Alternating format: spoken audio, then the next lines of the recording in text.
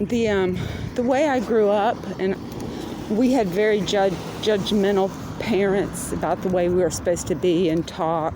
I mean, there was no room in the box to be creative. We had to dress a certain way to fit in, especially at school.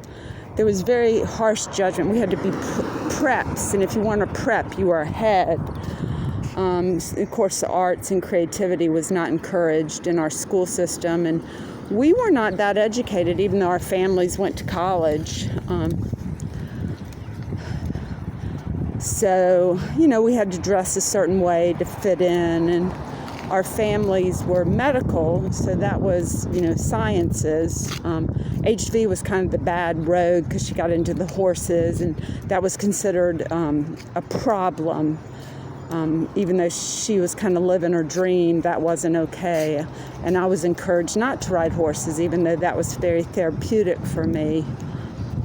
So there was this really tightly woven box to be okay.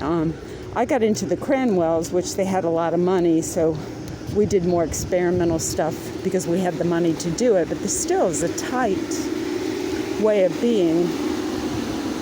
And then I went to VCU, which was an art school. My boyfriend was an artist, and I got introduced to the arts.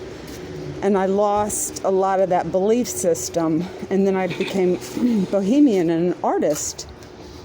And I experimented. It was way different than my family values.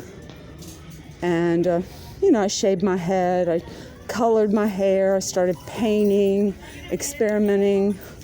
And it was okay to fail, and, I did all sorts of fun stuff. And it was so much fun to not be loved because you fit in that box.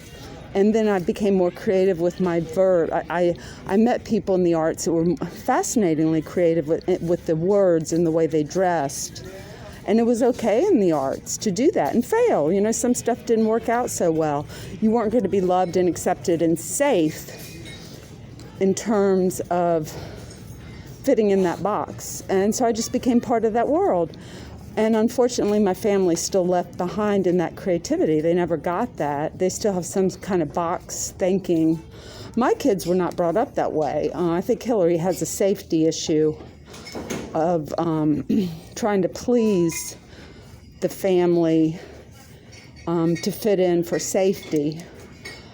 But Morgan doesn't. Morgan is so sweet and good, and she shaved her head, and she walked around for a year or two with no hair. She was good. She's very strong. James, too. James is a musician. He played and played and played.